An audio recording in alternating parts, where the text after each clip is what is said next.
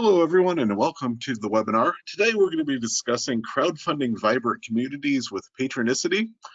Before we get started today, we just got a couple of housekeeping items here. First, if you have any issues with your webinar software, just sign back out, click the link that was sent to you, and likewise, if you are on the phone, hang up, call back in with the numbers that were provided you, and that will solve most of your problems. Today's webinar is being recorded, so if you need a copy of it or if you want to look at it later, typically we post those about 24 hours later to our YouTube channel. Just search Heritage Ohio in YouTube and you'll find us. Also, you'll be receiving a follow-up email tomorrow afternoon with a copy of the presentation attached to it as well. And finally, we will have a question period at the end, but if you have any questions during the webinar for Maddie, you can type those in and we'll get those answered as soon as her presentation finishes up. So I'd like to introduce you today to today's speaker.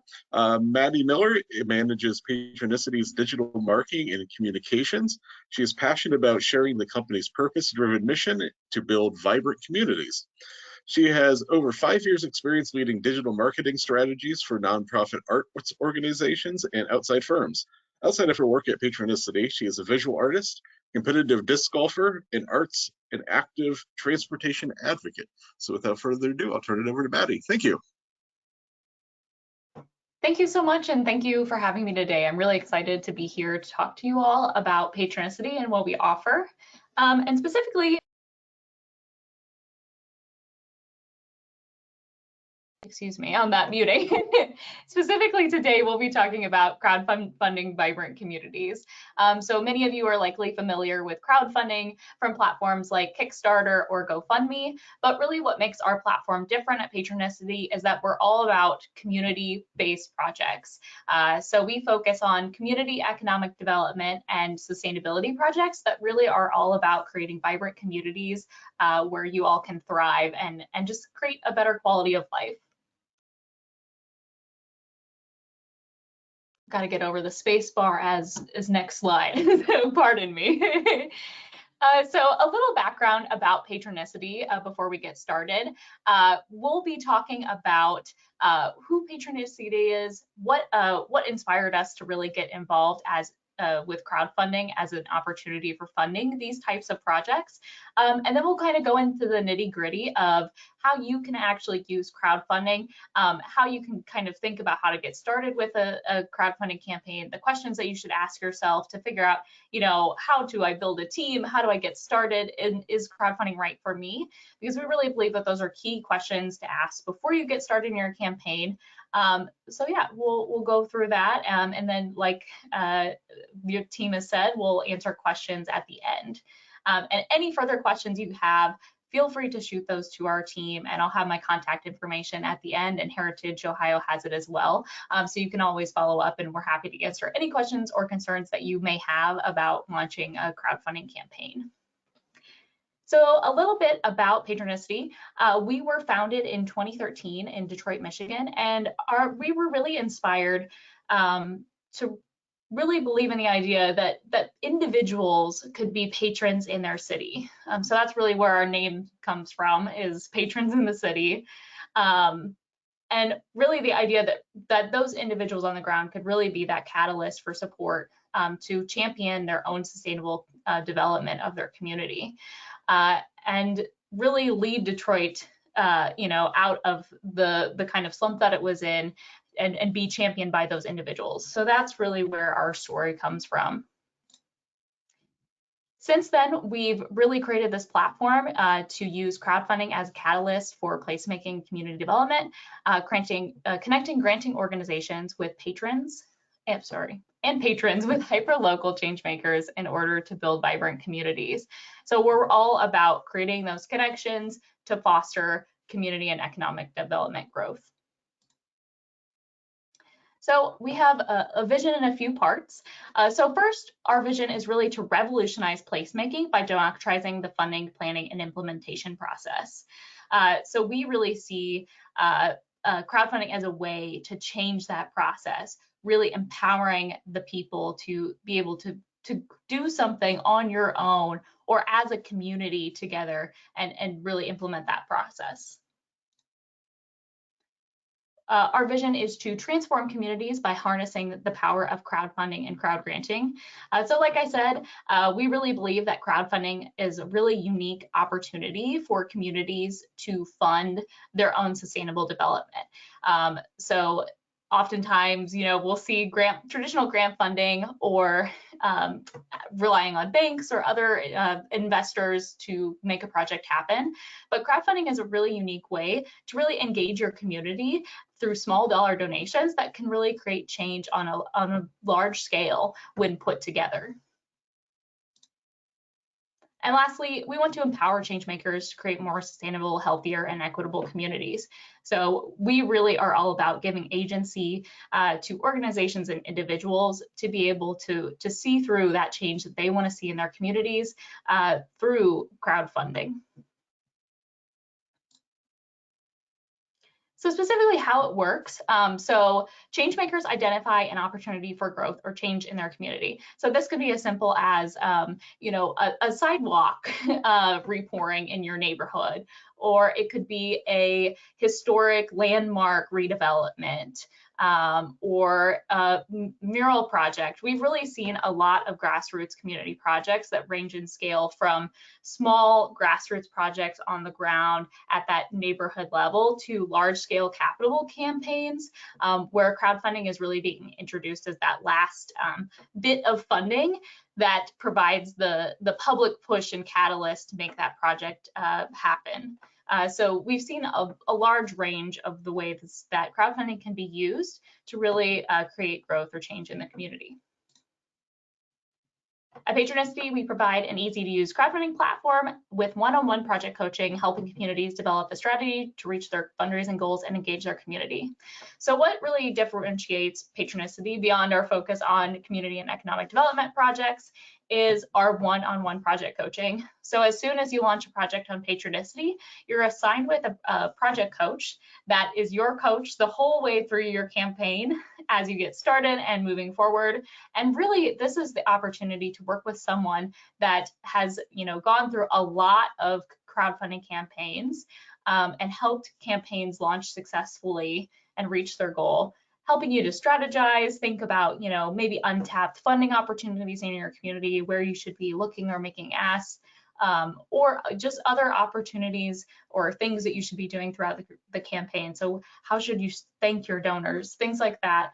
We've really seen that our one-on-one coaching has helped communities at all levels, whether it be a small grassroots group that have never crowdfunded before to larger organizations that have, a development team, really help them to further their fundraising efforts in communities.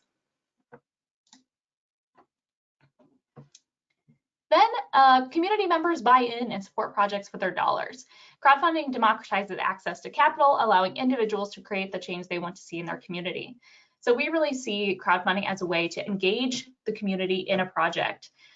So unlike maybe traditional funding where you're raising those funds and then taking that forward and using those as part of your budget to do whatever you'll do in the next year, you're really setting out this vision and goal for what you want to see in the community and allowing people to really share that, I want to see that, so I'm going to give you $1, $10, $100 to really make that vision become a reality. And we really see that when it comes to community and economic development projects, that people really feel invested in these projects because they're really giving their money and they have ownership over that project as soon as the vision is revealed. So it's a really exciting opportunity for people to really get involved with the work you're doing and really feel invested in that work. So just as a refresher, I've said crowdfunding a million times already through this presentation, but for those that may be new to crowdfunding, it is the process of gathering a community to provide financial support for a project within a set period of time. So that set period of time is usually 30 to 60 days, providing a really good incentive for people to see that project through to the end, getting those dollars by the finish line. So it's really about getting the crowd, your crowd, whatever that is, whether it be your neighborhood, your city, your state, to get involved and excited about the work you're doing and give funds by that deadline. We have funded a lot of community development and placemaking projects since 2013. So this has looked like a lot of parks and playgrounds, community art projects, a lot of theater and performance spaces, outdoor venues, gardens and green spaces, public markets. It really ranges. Historic preservation projects. There's really been a wide range, and it really just depends on what the community is needing, what public spaces they want to provide to their residents. And yeah, we are really have become really skilled in these areas and have supported a lot of different projects. So we always love to be those connectors too of, oh, you should check out this project because they've done something really simple, similar in their community that can really, you know, inspire you in your campaign and really help you to think about ways that they used their you know, community assets to create this incredible project, and what assets they tapped locally in their community to get that funding together. In the past several years, we've gotten more into economic development and small business projects. So this has looked like a lot of capital campaigns for small businesses. Specifically, we have a partnership in Massachusetts where we've helped a lot of restaurants get updated kitchen equipment or vehicles that businesses need to be able to transport their goods and wares, as well as projects like the Starlight Market shown in the upper left-hand corner, which was a project to really provide vendor space during the COVID-19 pandemic out in the plaza to provide the opportunity for small businesses to make funds during the pandemic.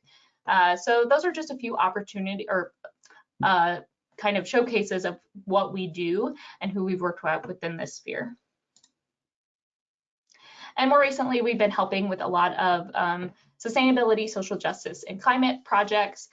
So a lot of pollinator gardens, resiliency projects, composting projects, as well as mural projects that are really focused on social justice work in communities. So it really varies, but these are kind of the three major areas that I would say that we work within: community development and placemaking, economic development, small business, and sustainability, social justice, and climate projects. And that has really been something that we really take pride in, is that we have these areas that we work in and we really feel passionate about, because all of these things play into what makes a vibrant community a really excellent place to play, work, and live. And really that has resonated with the people that we work with, who have really, you know, been aligned with our mission and our values, and want to see this come alive in their community. And we really get that work. So like other crowdfunding platforms, they may be able to provide the service of crowdfunding, but they may not be able to help as much when it comes to the strategy or the specific project needs and assets within that work. So who we help crowdfund, it really varies. We've worked with individuals, we've worked with community groups, nonprofit organizations, small businesses, and municipalities. And really the beauty of crowdfunding is that anyone can do it. So we really see that as a great benefit to crowdfunding and really makes it a viable option for projects of any size and scale. We believe in crowdfunding because it's accessible. Like I said, anyone can do it. We really believe that anyone can create a crowdfunding campaign to champion their cause, initiative, or idea. And these change makers can be, like I said, individuals, entrepreneurs, student groups, nonprofit organizations, or even municipalities. We believe in crowdfunding because it's decentralized. Through organic and grassroots support, crowdfunding provides the freedom to not solely be dependent on a bank, a grant, or a few investors to make an idea happen. Instead, the risk is shared across the community, lessening the financial pressure by engaging more people. And we know a lot of organizations are thinking about how they can really build a community engagement in their process. And we really believe that crowdfunding does that by really making sure that you have this wide base of donors that can really share that financial support of the project and make something cool happen. We believe in crowdfunding because it's a great storytelling tool. It's all about publicity and getting those positive stories and that vision out there. So we really see that crowdfunding can be a really great opportunity to share the work that you're doing, whether it be as part of your organization or, you know, just at the neighborhood level, to really inspire your community to rally around the work that you're doing. And like I said, it facilitates community engagement. So we really see that the crowd serves as a strong vetting mechanism. So projects that may not have that wide community support may not be something that community is really interested in or excited in seeing. So we really see that the best ideas rise to the top. Those reach their goal or exceed their goal because they really thought about who they serve and really asked what the community wanted or needed, and then responded to those needs with a campaign that really resonated. So we just want to touch on why crowdfunding is such a great tool. We see that crowdfunding isn't necessarily always a tool that's thought about in the fundraising or development sphere, but we really want it to be something that can be you know, for organizations at any time of year, or something that, you know, you can come back to as an idea, as another opportunity for funding. So we really like it because there's no deadlines. There is no grant cycle and there's no guidelines. So you can really set up what works with you. You can create your own timeline.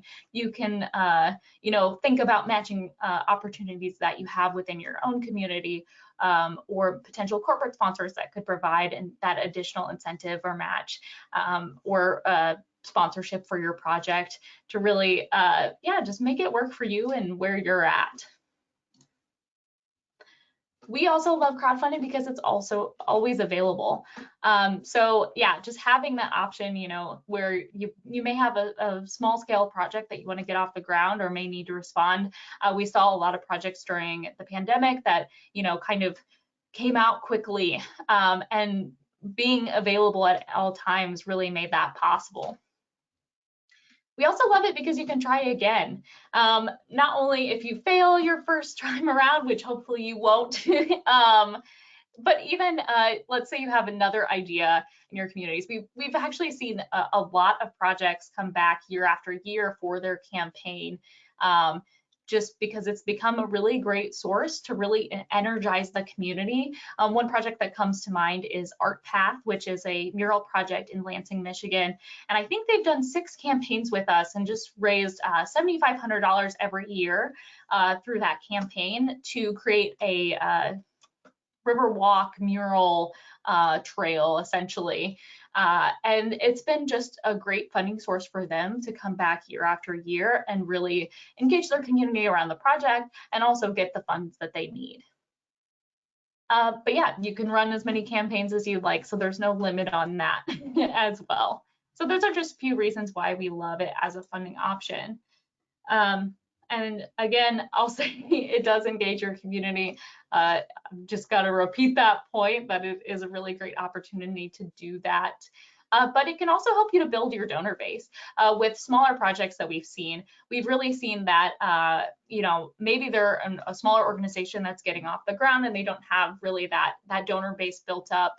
This can really help you to kind of create that donor base or tap into different donors that maybe you haven't met before because you haven't had the publicity around a campaign like this to really reach a wider audience. So going back to that storytelling and publicity, that can really help to build in those areas. But it can also help organizations or individuals learn fundraising skills. We've seen a lot of people come to us and really share appreciation because this was something that they never thought they could do before, or a skill set that they didn't know that they had and learned through the process of crowdfunding that has really made them more confident in their fundraising skills overall. So especially for those more grassroots, smaller projects that maybe don't have that fundraising skill set as part of their team, that one-on-one coaching goes a long way to kind of help fill that gap and provide that extra set of eyes and support to really empower you in your project. And again, it can help to build that awareness of your project. So you know, as you're working towards the end of your project, it can be a really great push, especially for larger capital campaign type projects, to really build around that and get people to know what's going on. So we've seen crowdfunding especially used for like a last phase of a project, something where maybe the groundwork was fundraised separately or the groundwork was laid for the project. Now that crowdfunding is coming in and being that kind of last push of funding, getting that public support and buy-in, and then helping to build awareness and excitement around the end result. And it can also be a way to engage existing funders and sponsors. We see a lot of people go back to their regular funders and sponsors, but just engage them in a different way, in a different type of crowdfunding campaign.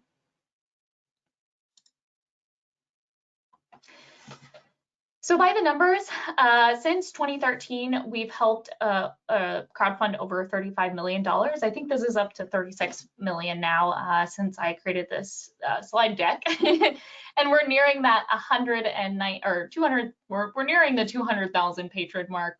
I know we're somewhere a little bit above this 191,000 patrons that have supported projects on our platform, and with over 1,700 projects that have been launched on Patronicity. What really sets us apart, though, is that success rate. So projects on other sites like Kickstarter, Fundera, or sorry, not Fundera, GoFundMe, or the many other crowdfunding platforms that are out there. The average success rate is around 22.4% according to Fundera. And our success rate in 2022 was 89%. That really comes down to that one-on-one coaching that we provide and that extra level of service that we really pride ourselves in providing to all of the projects that we work with on our site. Our one-on-one project coaching, those coaches, all pictured here, really provide feedback and advice throughout the campaign.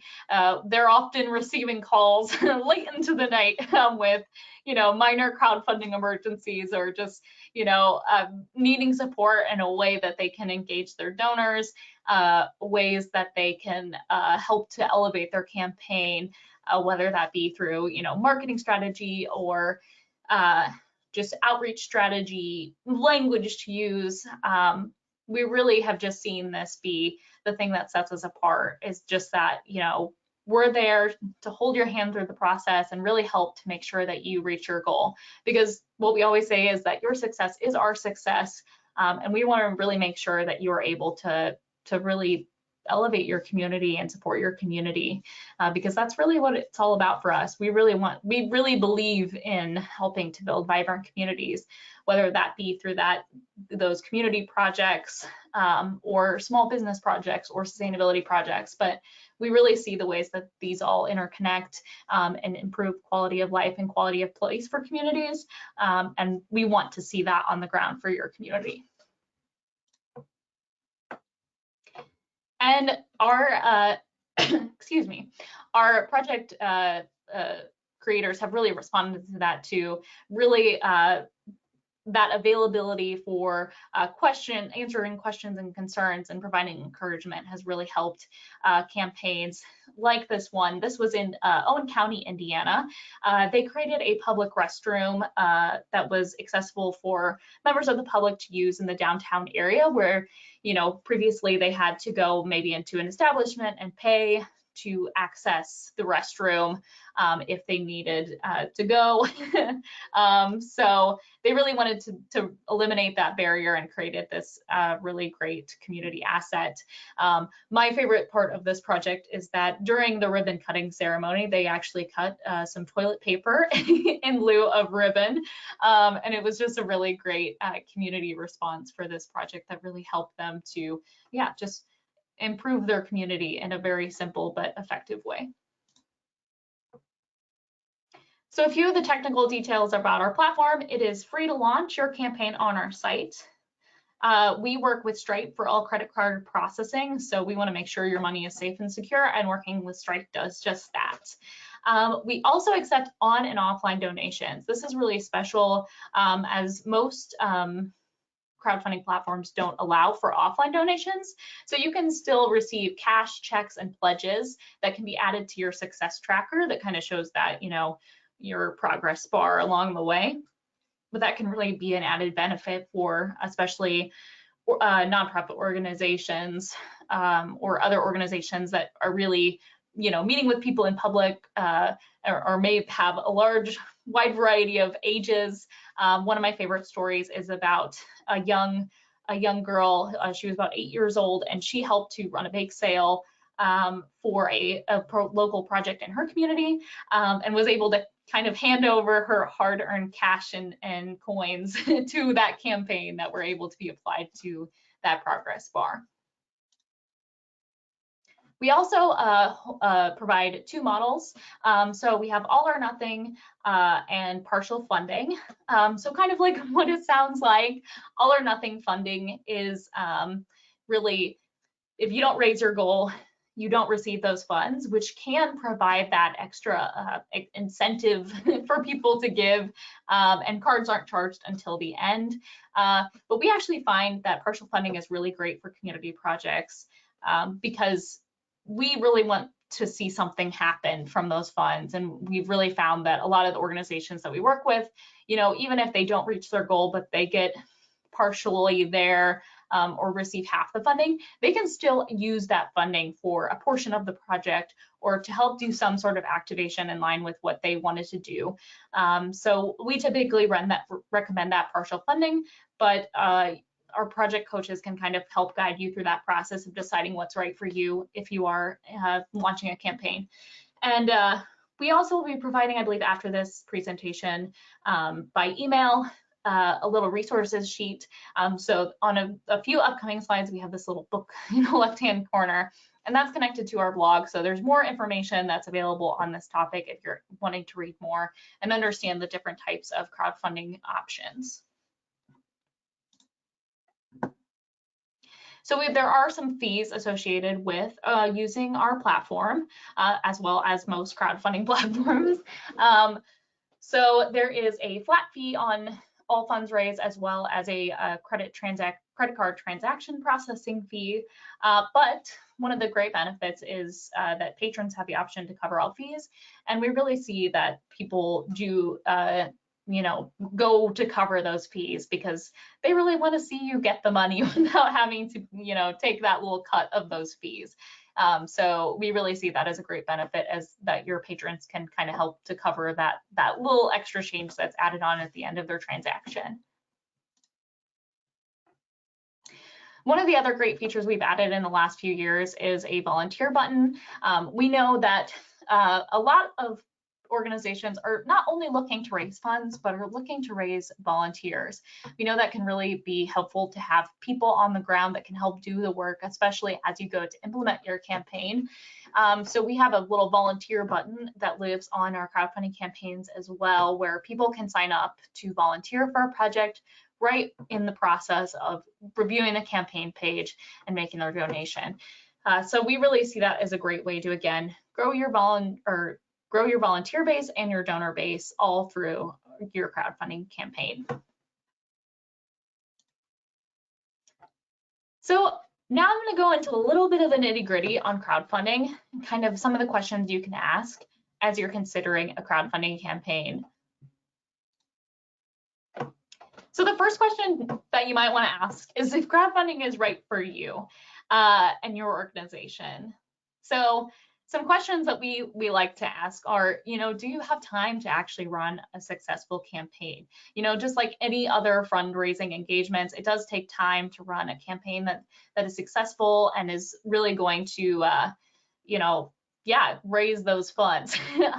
There's time in gathering your team, following up, sending out those thank yous, and just doing that outreach. So, you know, do you have the time to really engage in this process?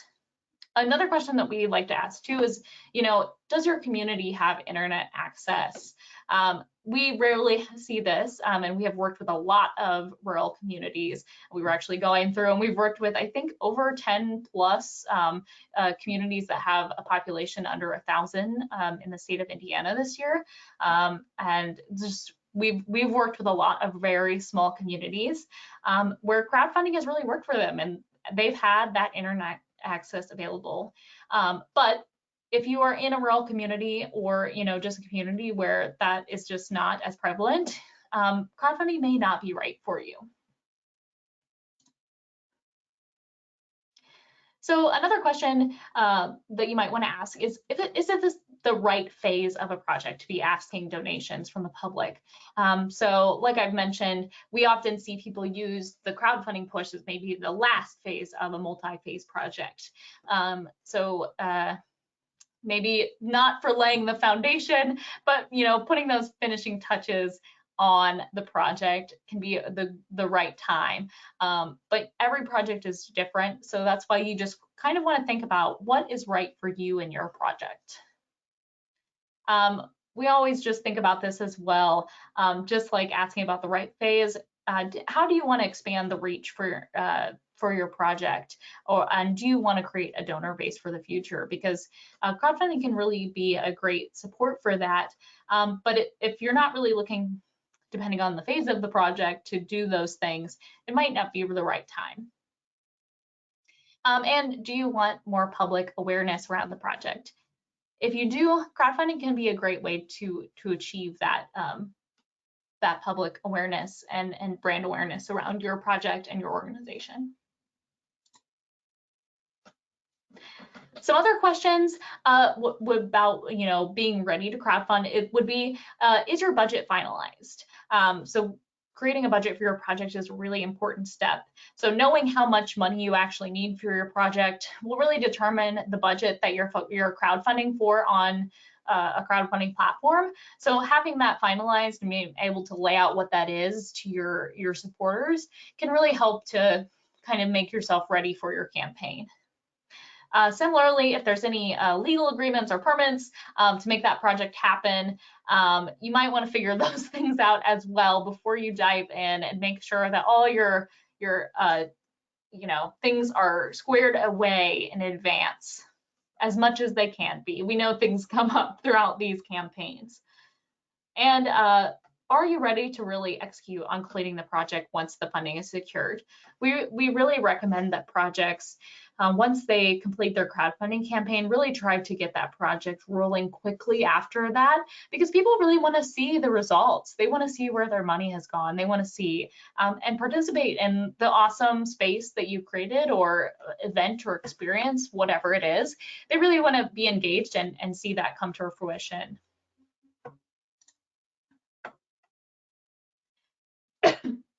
So next steps would be, if crowdfunding is right for you, one of those next steps is really to gather your team.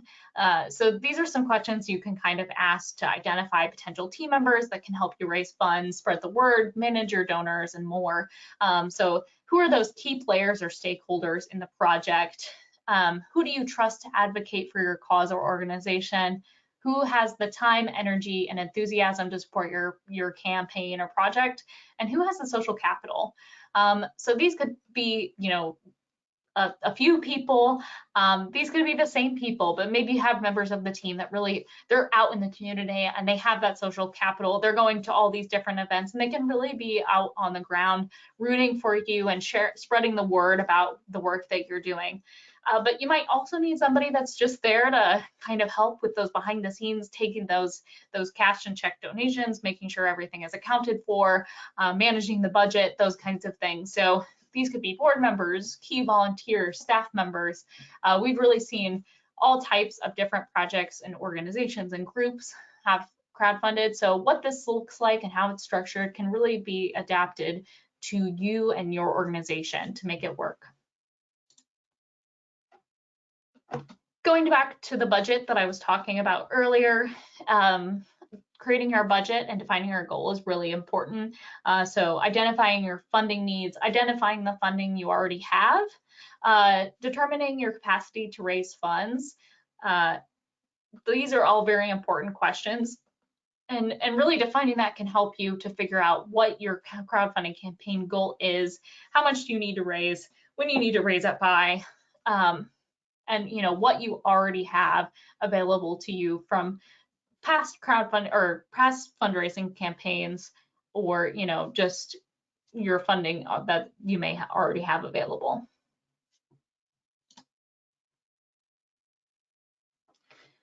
Then you'll want to identify those funding sources. So ask, who are the project stakeholders? Who is this project really going to benefit or impact in your community? Who in your community has shared interests or values? So this can really help you to create that potential list of donors, grantors and partners, sponsors, the many different funding options that are available in your community. Thinking about how you can, identify those and make those asks. Those are really important things to think about in deciding, when to move forward with your campaign and how you can do that with the most impact.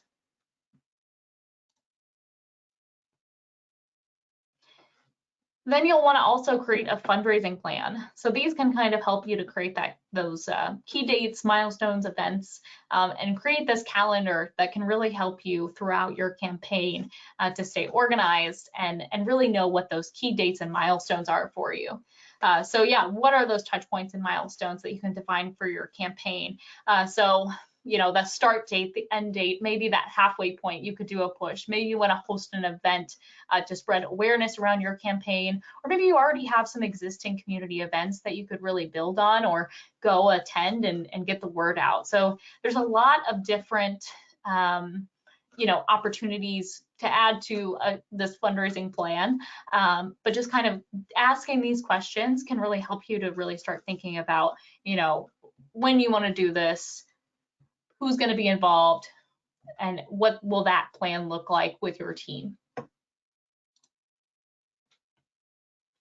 I'll also make sure that you guys receive this crowdfunding strategy guide.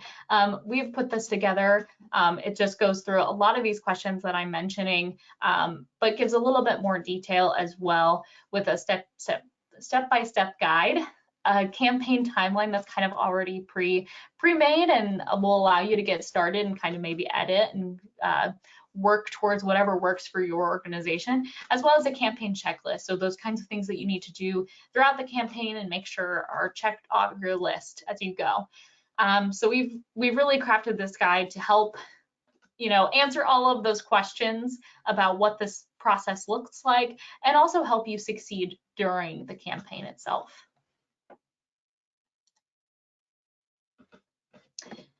So another thing is just thinking about how to tell your story. So this is something we really emphasize. That storytelling piece is a huge part of this successful crowdfunding campaign. So sharing who you are, what you're doing, why it matters to your community, and how it will impact them in the short or long term. What tangible outcomes can they take to help? Those are all pieces of the telling an impactful story and creating that compelling narrative to tell about your project that will really engage your community and get them excited to give. So this is another important piece of your project. And making your ask. So making an ask is a large part of a crowdfunding campaign. Really crowdfunding is all about asking for funds for a project. So coming prepared and being clear about who you are, what you are raising money for, and why it's important. Again, what impact will their donation make and on the community, but also maybe to their lives, connecting to who they are and what they do, and how they can give. So always directing back to that crowdfunding campaign. But we always just tell everyone to be optimistic and say thank you, even if it's a no. It may be a no today, but it may be yes tomorrow, or maybe it may be an opportunity to connect with a donor in another way. Maybe they don't have the funds to give at this time, but maybe they can sign up to volunteer to support your campaign organization in a different way. So Now, a few examples I wanted to share about some really exciting projects that we've helped to crowdfund over the years that have really made a big difference and impact on their communities. So this is a space in South Bend, Indiana. This is B4. So this was a plaza project by the South Bend Civic Theater. They crowdfunded this project in 2019, and they really wanted to transform what was a derelict building that was sitting on their kind of campus into a mixed-use performing arts space. So this was located in the downtown area, and it was just underused and was just kind of taking away from their space rather than benefiting. So they transformed it into this really incredible public plaza. So they came together and crowdfunded a large sum of funds to create this space that could be used for performances, kind of like lunch seating events, casual space where the community could just gather. And it really has become a space in the community where people feel welcome, and has also really provided a space to do a lot of different activities. So we love this kind of mixed use opportunity that a project like this provides.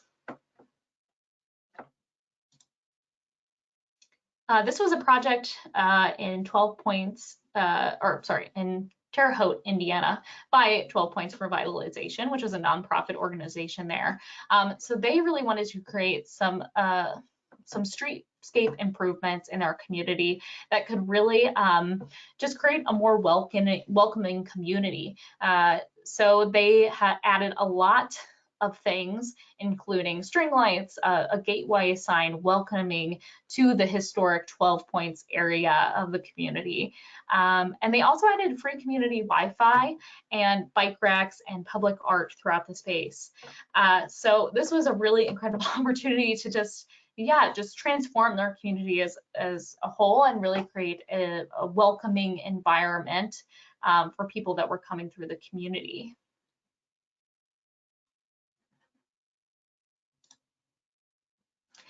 This is just kind of a progress photo of a project that was in Union City, Indiana. So this is an old rail tower, and it was set for demolition. So the community really stepped up and wanted to save this, relic of the past. And all they did was move it actually a couple hundred feet. I think it was a little bit over 500 feet, where they had a public park that was lacking public restrooms. So they really saw an opportunity to use this historic building in their community and transform it into a space that could be used for restrooms in the park. They also added a visitor information center, and in that really offering some history on the community as part of that visitor center. So I think this was a really great opportunity to kind of transform an already existing space and really build on the history of the community. So they raised over $50,000 from 104 patrons in their community, and just really rallied about this opportunity of what this space could be. This was a project in Clarksville, Indiana, which is located on the Ohio River in southern Indiana. They have a population about 22,000 people, so we really work with populations and cities of all sizes, from those low hundreds up to large cities like Indianapolis, Detroit, Lansing, or some nearby neighboring Midwest cities that we've worked with. This project, they really wanted to build on some exciting riverfront projects and developments that were happening and highlight their own Rosie the Riveter. So they kind of picked someone out of their community. Her name was Rose, and she actually was a riveter of B-24 bombers, but she later went on to own her own construction company and worked as a beautician and drove a taxi and did all of these incredible things, including becoming a pilot. So she just was a really inspirational figure in the community, and they wanted to honor her and the legacy of so many other Rosie the Riveters in their community and beyond. So this was a crowdfunding campaign that was launched by the Clarksville Historic Preservation Commission. They had an initial goal of $40,000, but they actually raised $79,000 as part of their crowdfunding campaign from 71 patrons. So this was a really exciting project that really captivated the community. And they also held this incredible event where everyone got to dress up like Rosie the Riveter to celebrate the success of the campaign. And finally, this is Grand Street Park in Marshall, Michigan. So this is a community with a population of 6,800 people. And this lot was, unfortunately, it was a cafe that was destroyed by a fire in the downtown area, and it went unused and vacant for years. But in 2016, the community really wanted to transform this into something that the community would really enjoy and love. So they gathered the community and actually held kind of an idea session, and people came together and created designs of what they wanted to see in that space. They went on to launch a campaign and crowdfunded over $55,000 to create this incredible public space that now features benches, shade structures, this incredible welcoming mural to their community, and really was a part of the community by getting their involvement from the very beginning. Another view of the park. So yeah, those are just some examples, but yeah, I think it's time for questions if anyone has any about crowdfunding and how might you be able to use this in your community. Thank you, Maddie. Yes, if anyone has any questions, please type those in the chat box now. We'll take a short commercial break here so you can get those typed in. First, we'd like to thank both the Ohio Department of Development and the Ohio Arts Council for funding webinars like this. They're important for our webinar funding, and they're great partners with us. And our next upcoming event is our 2023 Heritage Ohio Annual Conference in Dayton. So this is our main conference for the year. Everyone's invited. Tickets are on sale still. We got some great new tours we just added the other day. So if you'd like to attend, you can find more information at heritageohio.org. All right, Maddie, our first question here is, what is the average size of the crowdfunding events that are taking place on the site? The average size of the communities that are using not the communities, but the dollar amount. Oh, the dollar amount. That is a great question. I would say that most of our campaigns are kind of in that $25,000 to $50,000 range, but we definitely have a lot of projects that are in that smaller $5,000 range. So really it depends on the community, what the organization is, and what their goal of their campaign is. But that is a great question. I will have to ask and kind of calculate that because I think that is a very insightful detail. Definitely. And we also had a second question. What is the largest project you have ever funded? I think that we've had a project, I'm going to look it up. We had I believe it was that Starlight Square that I briefly showed as part of that economic development and small business slide. And I think they had a goal that was maybe around $100,000, and they raised far beyond that. Yes, so that project they had a goal of $15,000, and they raised $239,000 for that project. So the people really wanted to see that happen, and it just is incredible to me that that happened. But actually, if you go on our website, we have a most funded kind of filter on our homepage.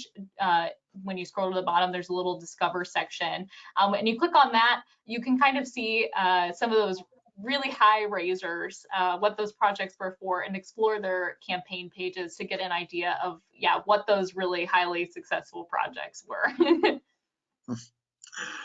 Our next question here is about timeline. How far in advance would Patronicity recommend people start working on coming up with their fundraising ideas, both before they reach out to Patronicity, and really what's a good timeline on getting funding? You know, like how long is the average project taking to get funding for themselves?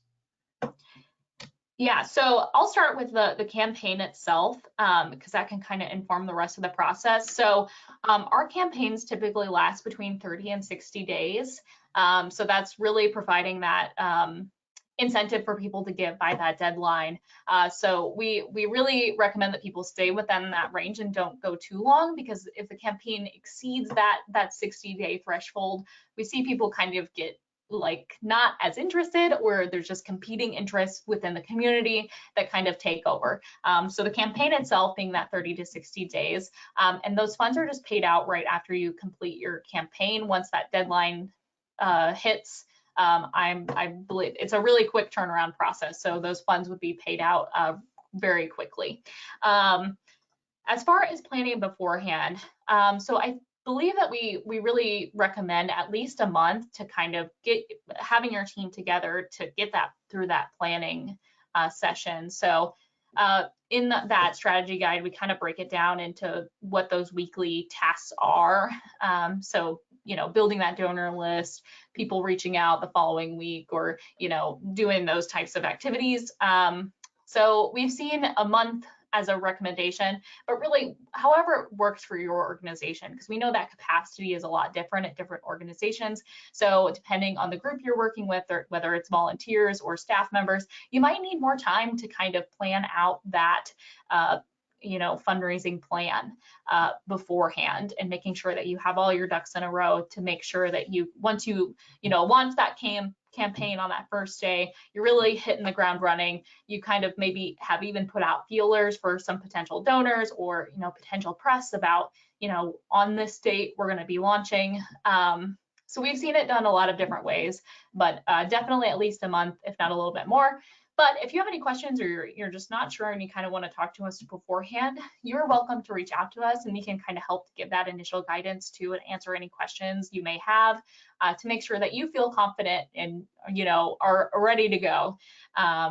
So let us know if you have any questions as you're kind of thinking about this as a possibility. Our next question here is kind of about partnerships. So have you seen a lot of partnerships with municipalities and other nonprofit organizations to get these projects done? Partnerships, I'm not sure. I know we have seen a lot of municipalities actually raise the funds themselves, especially when it comes to rural communities that may not have, I know specifics to like parks and recreation projects. Some of the smaller communities that we have worked with, they don't have those departments as part of their community just because of their size. So it's just run straight through their city government. I am certain that we have had some collaborations between, you know, nonprofit and municipality, but I can look into that a little bit further and ask some of my teammates that might have a specific project that comes to mind. But we have definitely seen a lot of partnerships across the board, including projects where people have worked with I can't remember exactly what the project was for, but they had a local Ford dealership in their community provide matching dollars for them as part of their campaign. So we've really seen a lot of different unique and inspiring ways where you could work together to do things. Thanks, Maddie. Our next question here is going to be discussing sort of best practices. Let's read this question really quick here fully, just to make sure I understand it. Okay, so when people are out there promoting their Patronicity campaign, what are really some good best practices you can recommend that people do, other than obviously sharing on social media into their newsletters? What are some other things people can be doing to get the word out? Yeah, so we always recommend sending out a press release and connecting with your local news organization. So, you know, they're always looking for unique and exciting stories of things that are happening in their community, especially like these campaigns that can really be inspirational and really great opportunities for the community to get together around a new exciting project. So I would say, you know, doing some PR, yeah, doing your social media to spread the word is also great. If you have an email marketing platform that you're using and engaging with your followers, that can also be a great way to get the word out there. But yeah, just kind of showing up at events too. We often see that organizations will, you know, have an event either to launch their campaign or maybe close out their campaign, or sometimes even in the middle if they kind of have this like lull. So kind of planning for that and making sure that they have this exciting gathering to kind of get people together, get excited about it, and you know, raise funds together. But we've also seen organizations also just get out into the community at existing events. So thinking about, you know, what are related things that are going on where you could tap in. So maybe you have a local baseball game that's going on that you could set up a booth and get the word out to community members. The possibilities are endless, but I think really just thinking about your community and what opportunities there are to connect with new audiences beyond your social media and your press. How can you get on the ground and get into communities, especially those that are impacted by the project potentially? I think that's a great a way to get the word out. Thanks, Maddie. And if anyone has any other questions, start typing those in now. Just like to thank Maddie and Patronicity today for doing this webinar with us. It was wonderful. And if you have any burning questions, they will also be at our conference on Thursday, October 12th. Their session begins at 8:30 in the morning, so you can visit them in that session as well and ask some more questions. As Maddie mentioned, we'll get that guide from her and we will include that in our email to you tomorrow, so that'll be in there, as well as the recording from today. I'm not seeing any other questions, so thank you once again, everyone. Thank you, Maddie, for attending today, and we'll see you at our next webinar. Thank you. Thank you so much.